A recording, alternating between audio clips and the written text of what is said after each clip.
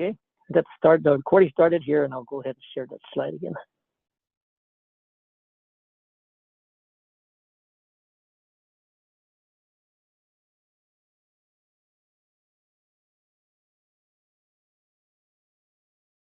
Okay, so we are getting to the final stages of the course here. We're on chapter 11, and this is actually week number 12. So I think we only got about 3 more weeks after this. And this particular chapter is entitled Groups. And you probably can see a bit of a, I don't know, maybe a pattern with previous chapters, you know, like talk about person and then talk about presence. And then, you know, the idea of propinquity, like closeness. And then these particular chapters start to talk about the group dynamic and maybe thinking about, you know, the tools that we're talking about, whether it's, you know, email or text or even voice, things like Zoom, social media. There's a group dynamic that starts. And this particular chapter is about a little bit more about the less about the person, but more about the group dynamic. So this is kind of, you know, a sequence going from individual to groups, and then next week is on communities. So it's just kind of growing from one size to the next. So in this kind of like definition, you know, they talk about a group size, and I'll draw some examples of the work that I do, and you know, the relative size of these groups and what does it mean. So in terms of group communications, they typically refer to like 3 to 20 participants will constitute a group. And then, you know, this group, given the, you know, the manageable size of 20, actively communicate, influence each other. So there's a kind of a close interaction with each other. There's a shared common goal, sense of belonging. You know, the group has to have something that kind of keeps people together. So that's kind of like the common goal, the sense of belonging.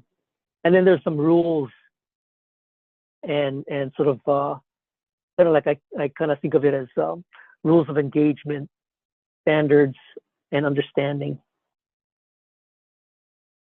So, you know, 2 people can have an understanding and unspoken communications, depending on, you know, the relationship you might have. It could be a friend, it could be a, you know, relative. But there's could even be a work, you know, like a work colleague. But there's an unspoken sort of understanding of the relationship that you might have. And then, you know, the group of 3 to 20, but then as it exceeds that sort of threshold, then you have a little bit of a little different dynamic that takes place, and we'll talk a little bit about that. And one of the things that I'll kind of reference is the you know, the work that I do with the broadband HUI, which in a way is a little bigger than a group, but it does have a lot of the group dynamic. So I'll draw some analogies and give you some examples of that. So group interdependence. So the group, you know, in and of itself has to have a sense of why is it meeting? Why is it that you call it a group? And in the case of things like the broadband HUI, there's a common interest in the topic of things like broadband and digital equity. So that kind of keeps the interaction of the group together, because everybody that's on, in the Hui has a sort of a common thread of interest. Within the group, each person have their respective abilities, how they contribute to the group, things that they might, initiate. So the group really kind of depends on the people that are in the group and how they contribute to the group. So if you had a group and basically all they were kind of like lurkers, then it's really challenging to kind of hold that group together, over time. There's a shared task independence and influence. So individuals within the group may take on certain kind of initiatives and influence the dynamic of the group, as it moves forward. This idea of commonality, there's a shared purpose. In the broadband Hui, as an example, the shared purpose, not only to understand what's happening with broadband and things like digital equity, but there's also this shared purpose of helping to close the digital divide. And those are sort of like the common goals. We meet every week, so weekly, every Wednesday. So it's kind of there's a mutual belonging to a group. There's a sense of its regularity. In fact, there's been a couple times when, we postponed the meeting on Wednesday because of travel. But, some people would tune in anyway, thinking that it's a regular thing, so that, they would actually, through habit, I guess, kind of just continue to tune in. Individuals within the group have specialized roles. They have abilities to accomplish those goals. So one example of that is that, in the group that we form, there's interest in kind of understanding what's defined as a digital skill framework. What does it mean to have a set of, let's say, standard measurements for what digital skill means. So there's an ongoing effort right now to pull together like a subgroup to help define what digital skills actually means. You can use the word digital skills, but what does that actually measure? What does it actually represent? So that's another kind of form of a subgroup that has a specialized role. And then, the group conforms to norms, standards, customs, and traditions. And so we kind of keep it pretty organized. We have a rules of conduct. There's a personal conduct. In fact, I guess if you guys want to, I'll share the link later, but we have rules of conduct, codes of conduct. Yeah, that's it. And then that's kind of what we try to, live up to. So typically these CMC work groups, they could be, global networks geographically dispersed. In the case of our broadband Hui, it is a geographically dispersed because it's across the entire state. But we also have participants that might join us from the continent, or they might join us from out in the Pacific. So we'll have people from the Pacific Islands join us. Could be from Guam or CNMI. Variety of backgrounds, technical expertise. That's a given, and we tend to be pretty inclusive. So, from a digital divide standpoint, you can think of it this way: there's hardly anything that now doesn't require the ability to have some digital expertise to understand what the internet is, how to operate your computer, how to function in this digital world.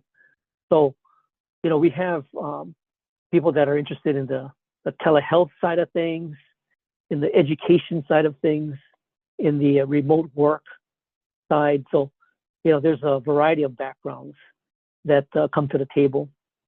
So,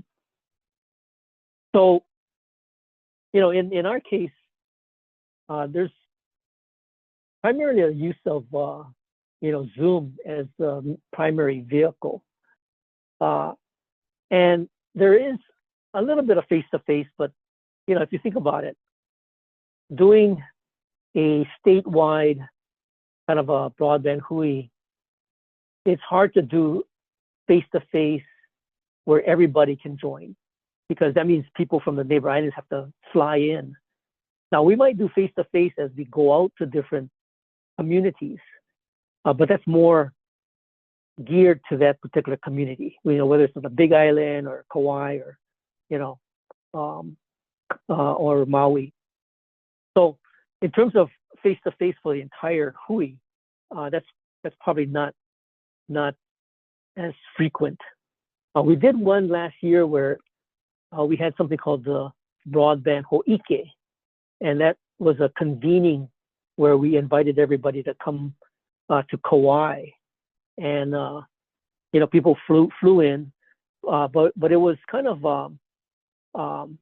obviously you got to pay extra to fly in, right? If coming in from a neighbor island, so there was some covering of the airfare, but obviously you can't do that every week, right? So that's why it's only done like once in a while, and there's less face-to-face. And then in terms of this idea of multiple CMC, so to keep the various activities moving forward, we'll use whatever tools we have at our disposal. So it could be email threads, it could be additional Zoom calls, with smaller groups, and that's what we're going to do with this digital skills group. That's kind of what we did with the Digital Equity Innovation Awards. We had updates on the HUI call, but then we do more tactical work on a smaller Zoom subgroup. Obviously, there's going to be some time zone differences if it's across the continent, but in Hawaii, it's all the same time zone. Independent work, asynchronous communication. So everybody's kind of, taking on whatever work they're doing, and once we have the call, they may follow up with various independent work and communicate via asynchronous modes like email and text and things. Obviously in this kind of environment is reduced verbal, social, status cues.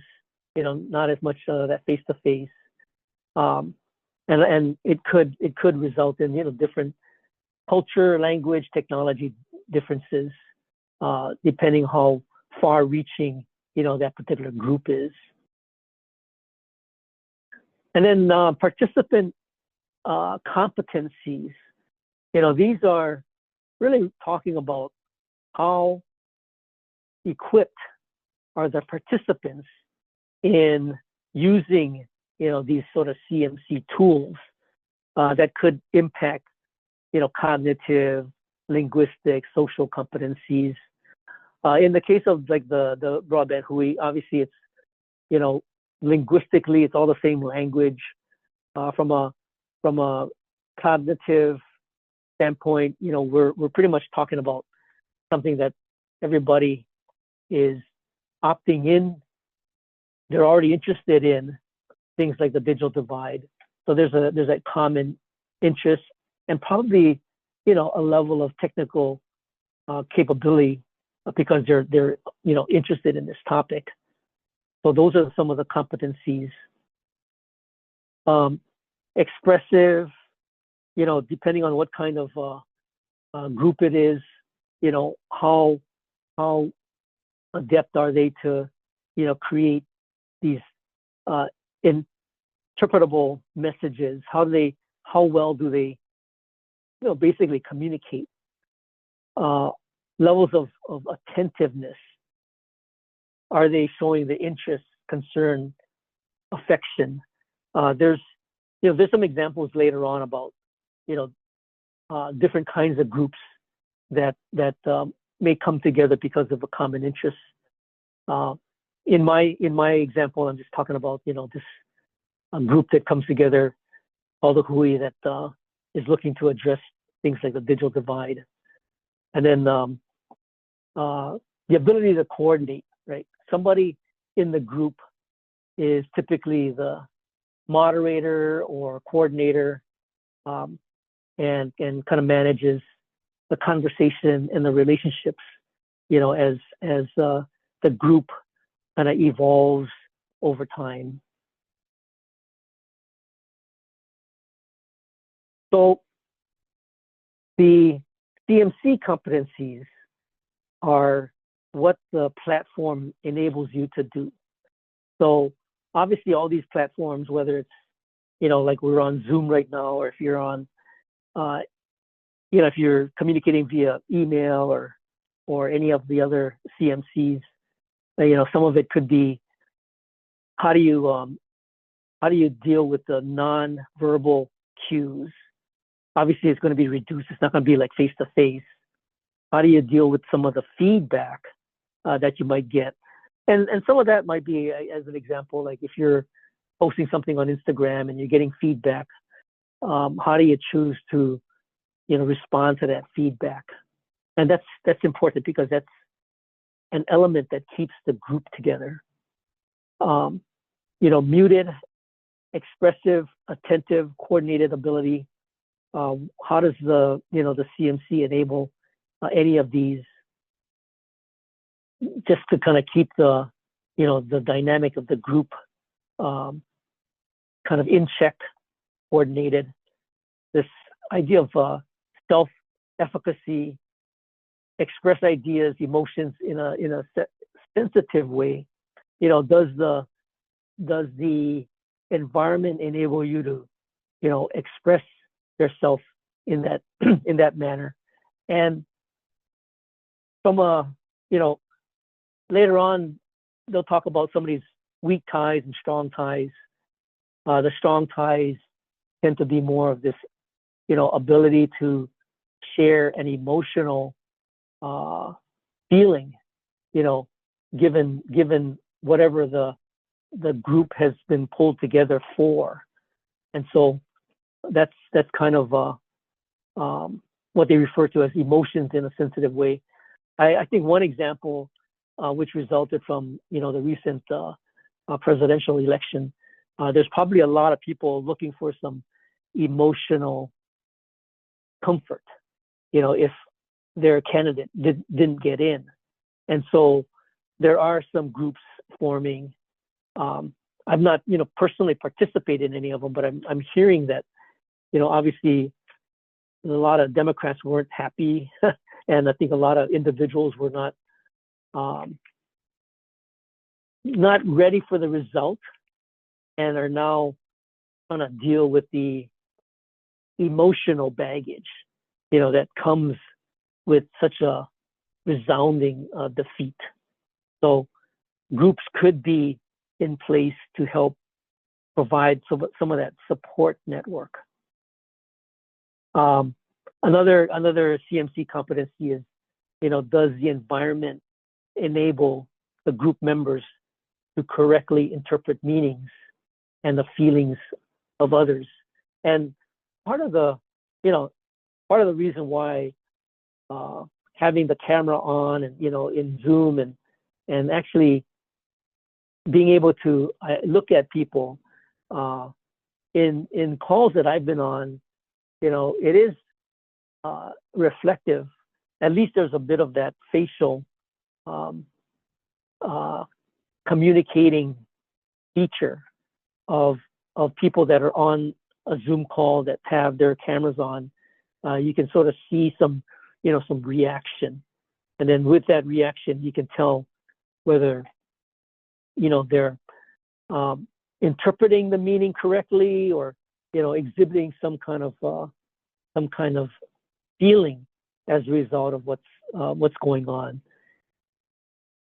So that's why, from a group standpoint, from a platform standpoint, Zoom is important, especially if users are leveraging the video feature. Relational competencies. So, I guess this section kind of talks about some of the participant competencies, and then the CMC competencies, and now sort of relational competencies. This idea of the relationship between you and the others, in the group. Coherent personal, social identity. So we're not losing necessarily ourselves into the group, though I know there were some previous chapters about how some groups may take on its own kind of identity, and then through the anonymity, might sort of lose that personal identity. But then in this particular chapter, we're talking about really kind of maintaining that social identity and personal identity. Personal presentation, appearance, language use, social behaviors, interacting, communicating, participating with others. These are all things that continue to help develop, the relational aspect of you as a participant, in the group itself. Social presence, the idea of attentiveness and responsiveness. So it does give kind of like that feedback that people look for to validate how well the communication is being conveyed, how well the progress is being made, and that all boils down to the presence of the participants in the group. And then trust and respect. Slow to develop in anonymous, asynchronous, text-based medium. And I guess the other side of that is it's quicker to develop in a environment where it's synchronous and does provide some personal identity. And that goes back to the example I was talking about in terms of the broadband HUI. Not all people in the HUI put their cameras on, but because we've been meeting so long, and because relationships have been developed as a result of the HUI, there is kind of that developing trust and respect, for the other members who fully participate.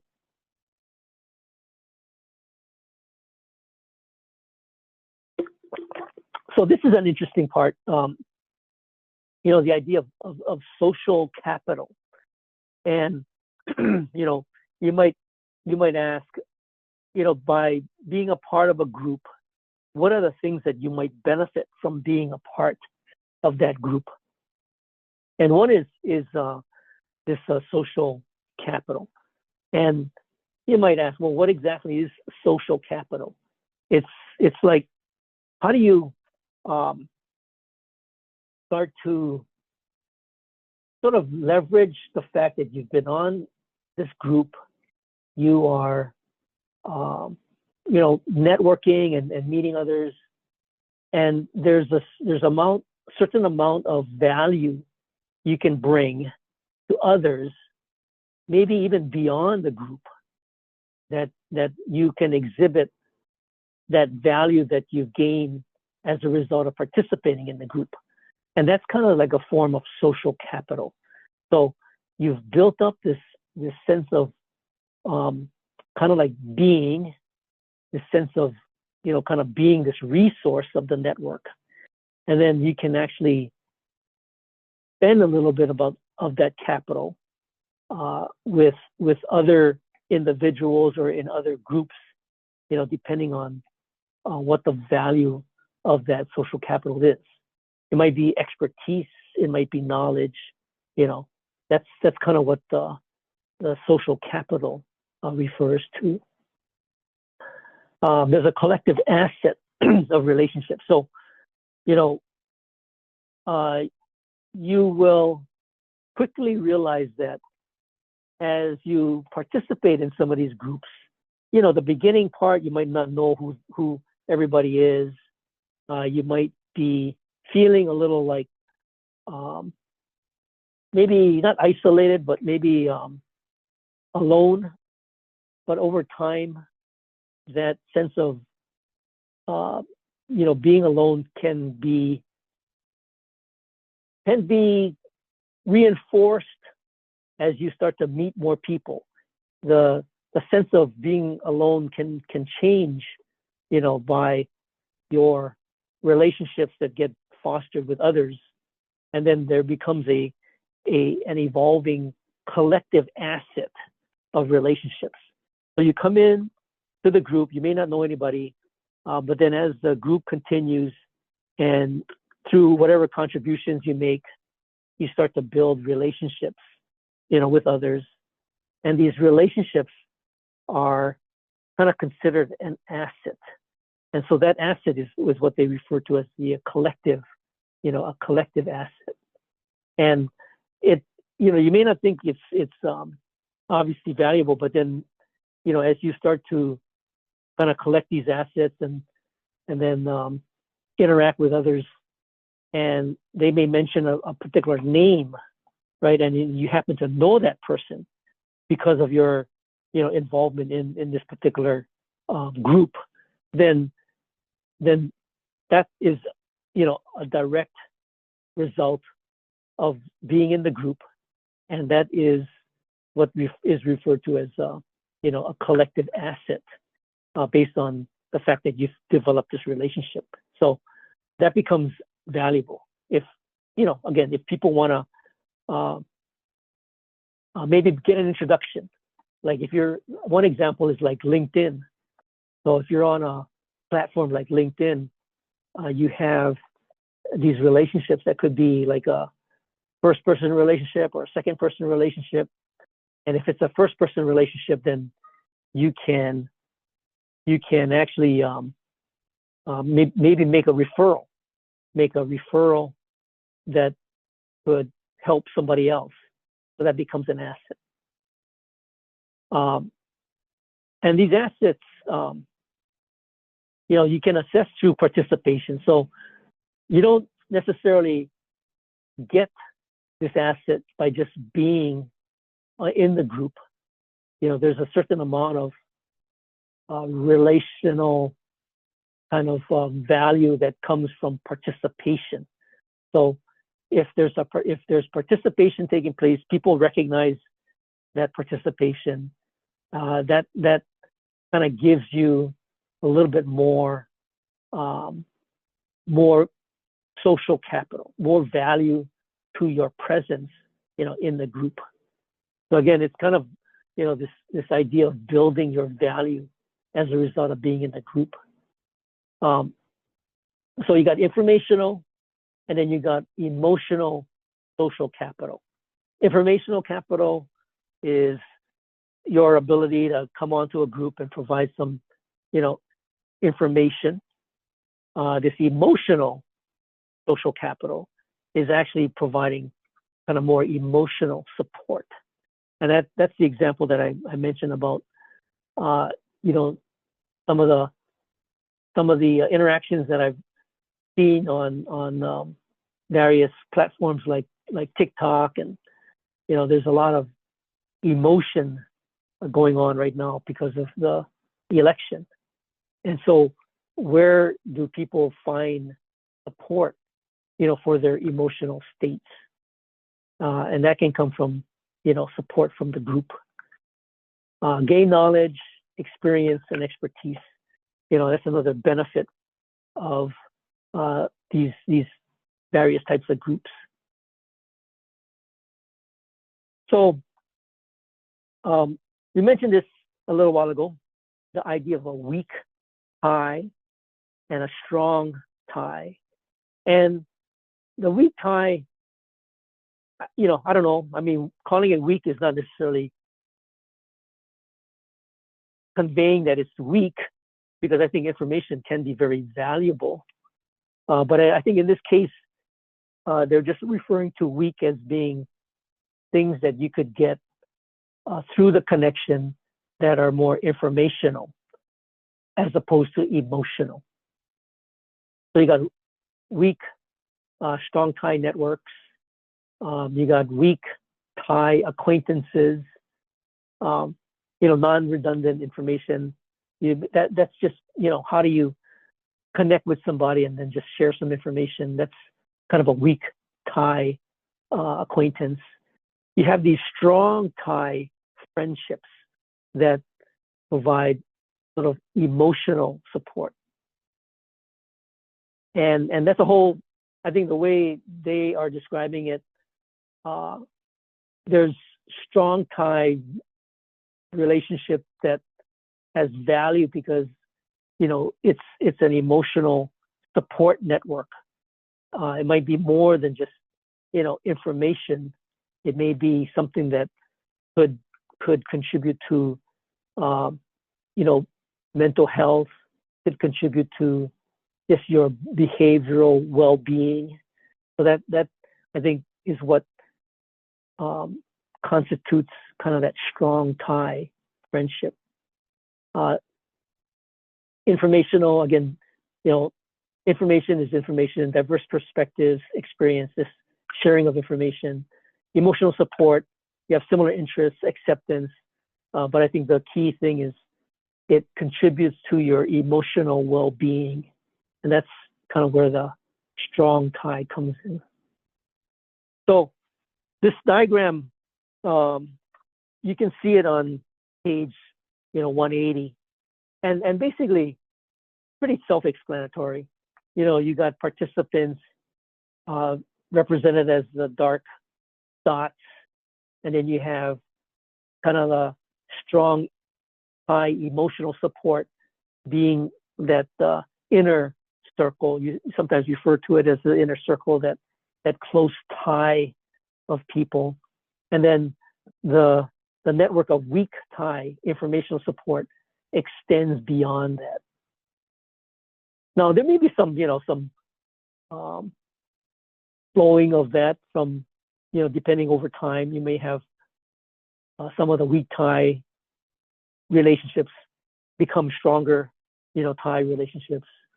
So this thing is not a static thing. It's a kind of a dynamic thing. But basically, the strong ties are the ones that you would go to find that sort of support network, especially in the case of emotional well-being.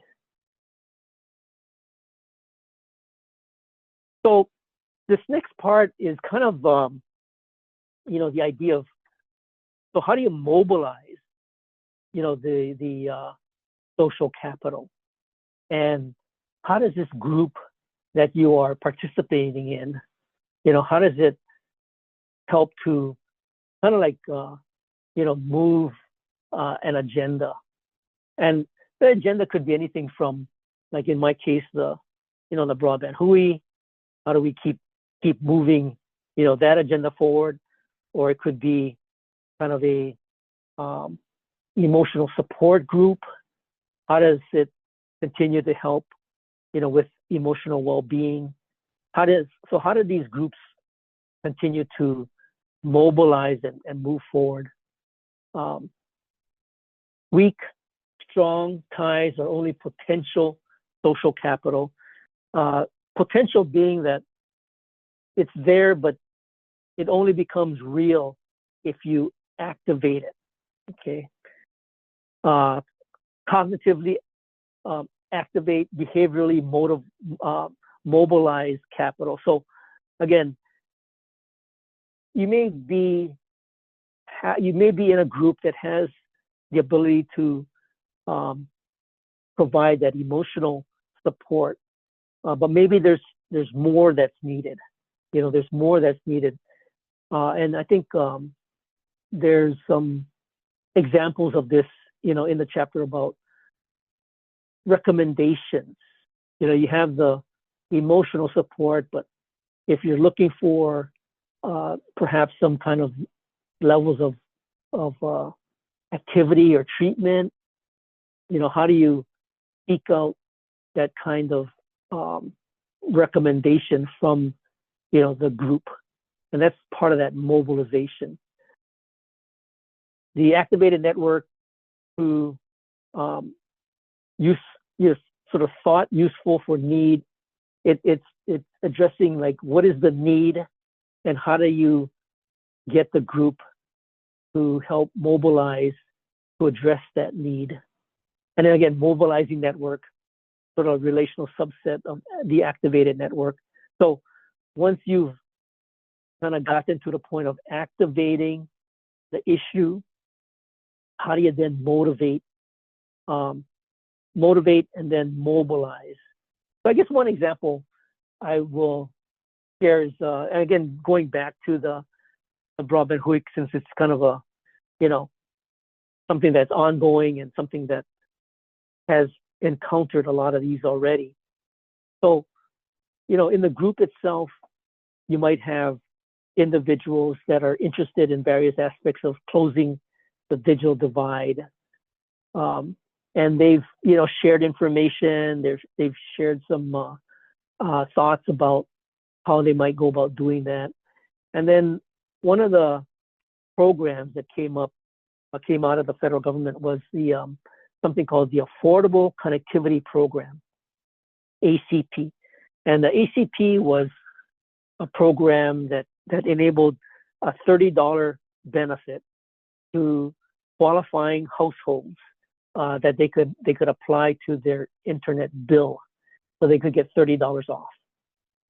Now the key is, and I'll give you some examples. So, some qualifying households, could be income-based, could be that they've received SNAP benefit or, maybe a Pell Grant, and that would be a qualifying condition. But if they didn't know about it, they wouldn't, sign up. So part of the mobilizing of the network is to identify, so who's willing in the broadband HUI to help go out there and help people sign up. So, the process works this way. We have the HUI, it meets every week. Opportunities like this ACP comes along. It's a program that people can participate in. They then kind of, and I help to kind of, move this along. There's a realization that you need to activate the network, and then you bring in the information. You kind of pose the challenge, and the challenge is, okay, how do we get people to sign up? So that's the activating of the network. And then the actual mobilization of the network is, how do you get people to actually go to a particular event and sign people up? And that's what we actually did. So part of it is, you can activate the network, but then if you don't have the people that's actually going to mobilize, then you can't take it to the next level. Luckily, we had people that were willing to mobilize and actually get out there. And we might be able to talk a little bit about this on Thursday too, because I'm going to have a speaker talk about some political use of social media and CMC, and ultimately it could contribute to the mobilization of things like get out the vote, right? Get out the vote. So that's actually a good example of activating and mobilizing.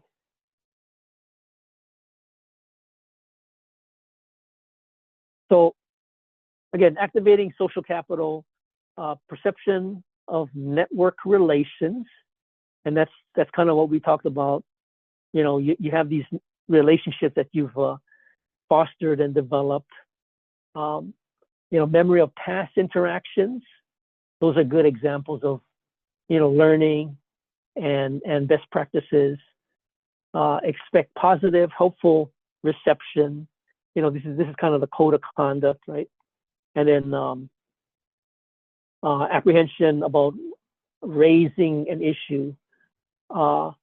Again, a lot of these are going to have this interaction. Everything is not just good and positive. So there is a little bit of that apprehension, but that always helps to contribute to evolving and then finding what the best practice is, moving forward. And then mobilizing. The mobilization is a subset of the activated network. So in the Affordable Connectivity Program example, I kind of activated the network by letting people know that there's a need and there's a program, but how do you actually activate or actually get people out to do stuff? That's the mobilization, of the folks. Relational activity within the network. So it kind of boils down to relationships that people have. One of the key guys that actually, we had an intern that was really interested in doing this. And then we had a fellow that had strong ties with the Marshallese community. So he got behind it and wanted to make sure that, some of the Marshallese community would see benefit in it and help sign them up. So that's kind of the relational activity within the network. It moves beyond the personal to the relationship. Again, it's important that, this is another aspect of that, building the relationship, and it contributes to that, social capital that you might be accumulating. So it moves beyond the personal to the relationship. The quality of network relationships and responses. So, it's kind of key to remember that as you, develop or participate in these groups and you develop these relationships, it does kind of contribute to this idea of the social capital. So mobilizing, continue to mobilize social capital, perception of social status, the value to the group. The social status, perception, I mean, it could be something that people perceive, it could be real, but it does require trust that, you as the person that is sort of expending the social capital to help mobilize people, there's trust that you are doing it for the right reasons. Personal social relationships affect the mobilization. So again, it really kind of boils down to mobilizing is going to be a function of, do people trust you? Do they trust you on that personal level, in the abilities that you have, the qualities, the demeanor? Those are all kind of key things that will kind of play into the ability to mobilize. And then from a social standpoint, there could be these elements of status, class, race, ethnicity, gender. But I think those are important. But from a personal standpoint, again, it still boils down to these qualities of trust that will determine how well you are able to kind of mobilize. Activating and mobilizing social capital. So I think as the text and slides depict, you have this funnel.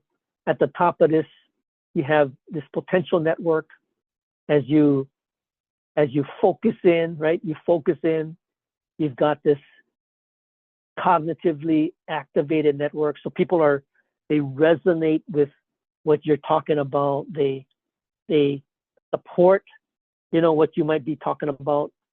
And then at the next level, which is kind of more a real focus in terms of mobilizing, there's a resonance of the individuals, the participants, to the extent where they're, willing to, hit the road and work on it in a way, obviously, that, mobilizing implies. Okay. So applying social capital. There are some examples that the author talks about in terms of some studies that have been done, applying social capital. Participants gather information, expertise for the task. There's a example of participant title of a master versus a junior task worker.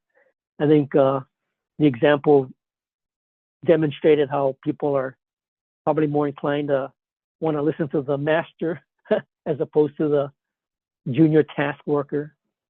The master task workers request help more frequently. High status, positively disposed to advice seeking. Junior task workers fear of possible negative response. So they play a role as a junior, and they fear sort of like being in that subservient sort of role. Participant status affects mobilizing the social capital. So obviously status does kind of make a difference. And then there was an example of social capital after a corporate merger. There's some of these numbers: 50 million emails sent by employees after the corporate merger. The high status employees had more connections, manage integration, information, resources. Informal status employees seek and offer advice. So it's just kind of a view of a corporate merger and what happens when all the employees in that merger start to figure out, like, okay, so what are they going to do? How are they going to activate their respective networks? How are they going to actually mobilize to do something about it? Whether they're going to stick around or maybe find another job. There's these kind of 6 rules of effective CNC groups. This is on page 183. So, number 1, depending on what your objective is, you want to start as soon as possible. And the other side of the start as soon as possible is to keep the group going as long as the need exists. So going back to the kind of like the broadband HUI example, we started that in March of 2020. And you might think, well, what triggered the start of the broadband HUI? Well, back in March of 2020, that was when the governor issued the stay-at-home order. So it was kind of going from, kind of the idea of status quo and working, the regular work day and, going home and what have you. And education was the same. There was no changes. But as soon as you stay at home and there's a forcibly mandate to stay at home, then it all depends on, are you able to access the internet from home? That's kind of what revealed what contributed to this digital divide. So we started it in March of 2020, and basically committed to staying connected as a group until we solve the issue of the digital divide. So we've been actually meeting for the last 232 consecutive convenings. So start as soon as possible and continue to be consistent, in bringing the group together to achieve the goal that you set for yourself. Frequent communications, we do this every week. There's a regular cadence and sharing of activities that pertain to, this particular area of broadband and digital equity. Multitasking is kind of doing not just, the Zoom calls, but emails, having subgroups, making sure that, the issues are being addressed in a parallel fashion. So it's just not convening the WHOI for the sake of convening the WHOI. It's convening the WHOI, sharing information, forming subgroups, identifying, key initiatives, multitasking. Let others know that you've read their emails or read their messages. That kind of gives an indication of your commitment to the level of communicating, throughout the group. Be explicit about your thoughts, ideas, and activities. Again, be clear on what you want to achieve. In our case, we make it pretty clear that we're doing this for the digital divide, trying to bring that divide closer so that there's less people left behind. Set deadlines and adhere to them, and that's the idea of regularity and being kind of consistent and dependable. And then these are just some groups in practice, some examples that they've shared. Anonymous health care advice, adopt preventative choices suggested by others.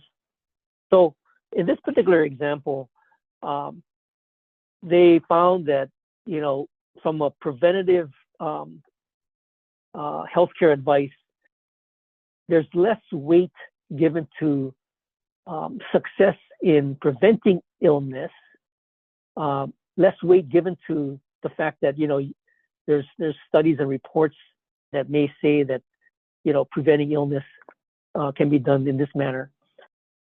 In this group dynamic, people chose to suggest preventative measures regardless, and is less likely to choose preventative measures when others don't. So the point here is that in the group, preventative measures were chosen more frequently because it was suggested, and even when there's preventative measures, it's less likely to choose those preventative measures when others don't. So the group dynamic is one where you see others do it and you feel more reassured that that's the right way to go. So that's why choose suggested preventative measures is because it was suggested, and less likely to choose because others didn't choose that. So that's just basically the conclusion that this particular study revealed. So that's kind of the chapter in a nutshell.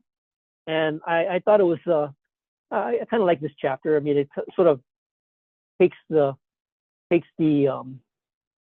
topic of CMCs and groups and really kind of refers to it in a more group dynamic standpoint. And then the next chapter for next Tuesday is taking it to another level and referring to it as communities. So that should be an interesting chapter as well. But Does anybody have any questions about this particular chapter?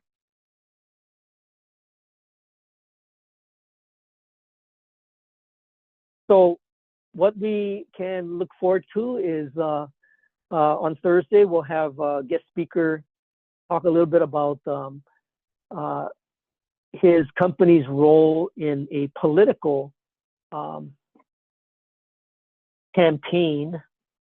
And again, it might be a good chance to ask some questions, but it's the mayoral campaign. So I don't know if any of you had were voting this election, but you probably didn't see the mayor's ballot because Mayor Blangiardi won in the primary. So since he won in the primary, he didn't have to appear in the general. So that's why you didn't see the mayor. But the fellow that I have coming on is going to talk a little bit about political campaigns. So it might be kind of interesting. I'd be interested to hear what he has to say about the presidential campaign, although he wasn't one that worked on it, but I'm sure he'll share an opinion or two, about it. Anyway, so that's what we get to look forward to on Thursday. And I did release the quizzes and the true and false on Cognella, so you folks can take a look at that.